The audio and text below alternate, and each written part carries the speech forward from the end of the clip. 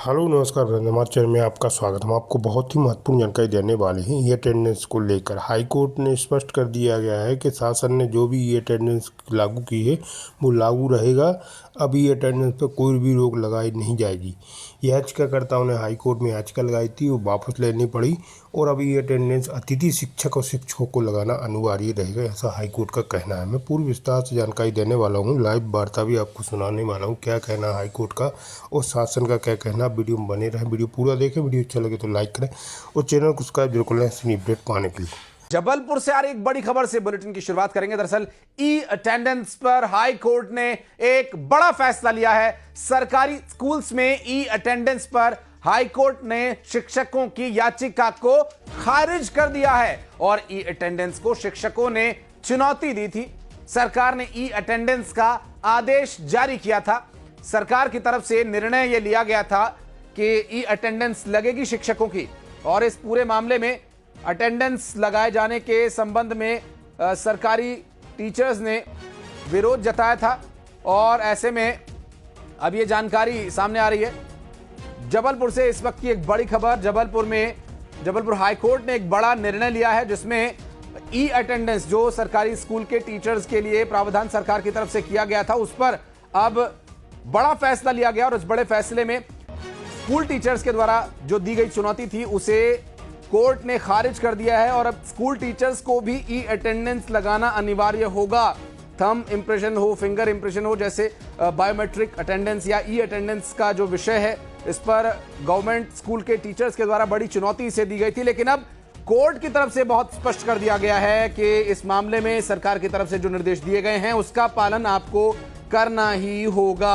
अब सरकारी स्कूल के टीचर्स को ई अटेंडेंस के मामले में फिलहाल कोई राहत मिलती नजर नहीं आ रही है। जो फैसला चुनौती इसे दी गई थी, कोर्ट ने इस फैसले की चुनौती को खारिज कर दिया और सरकार के पक्ष में यह निर्णय गया है और ई अटेंडेंस को लेकर के निर्णय लिया गया है। अटेंडेंस सिस्टम के खिलाफ दायर याचिका को खारिज कर दिया है और सरकार के आदेश को वैध ठहराया है। जस्टिस संजीव सचदेवा और जस्टिस विनय सराफ की डिवीजन बेंच ने सुनवाई के दौरान साफ किया कि याचिकाकर्ता ई अटेंडेंस सिस्टम को चुनौती देने का कोई ठोस कानूनी आधार पेश नहीं कर सके, जिसके बाद शिक्षकों ने याचिका वापस भी ले ली। बताते चलें कि मोहन सरकार ने 20 जून 2025 को सभी सरकारी स्कूलों के शिक्षकों के लिए ई अटेंडेंस लगाना अनिवार्य कर दिया था, जिसके बाद पूरे प्रदेश में शिक्षकों का पुरजोर विरोध शुरू हो गया था। नेटवर्क इशू, समस्या, सर्वर की, मोबाइल ऐप की खामी समेत कई कारण गिनाकर शिक्षकों ने ई अटेंडेंस लगाने से इनकार कर दिया था, लेकिन सरकार ने अपना फैसला नहीं बदला। लिहाजा प्रदेश के 27 शिक्षकों ने हाई कोर्ट में याचिका दायर की और ये अटेंडेंस सिस्टम खत्म करने की मांग की, हाई कोर्ट से निवेदन किया। उनका तर्क था कि ग्रामीण इलाकों में नेटवर्क की समस्या है, मोबाइल ऐप में तकनीकी खराबी है, स्मार्टफोन प्रॉब्लम करता है और डेटा पैक की कमी के कारण वो ये अटेंडेंस नहीं लगा पा रहे हैं।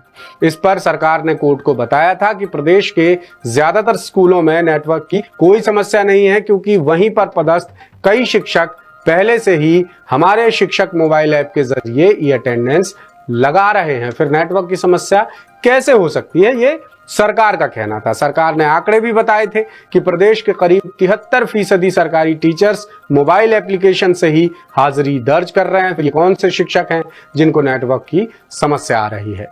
सरकार का तर्क सुनने के बाद चीफ जस्टिस संजीव सचदेवा और जस्टिस विनय सराफ ने माना कि तकनीकी दिक्कतें होने के बावजूद याचिकाकर्ताओं की आपत्ति सरकार के आदेश को अवैध ठहराने के लिए पर्याप्त नहीं है। लिहाजा कोर्ट ने सरकारी आदेश में हस्तक्षेप करने से साफ साफ इनकार कर दिया और कहा कि ई अटेंडेंस सिस्टम पारदर्शिता और जवाबदेही तय करने के मकसद से लागू किया गया है, जिसके बाद याचिकाकर्ताओं ने खुद ही याचिका वापस ले ली। कोर्ट के फैसले के बाद अब प्रदेश के सभी सरकारी शिक्षकों को मोबाइल ऐप के जरिए ही ये अटेंडेंस लगाना होगा, यानी अब उनका कोई भी बहाना नहीं चलेगा, ना ही वो सरकार के फैसले का विरोध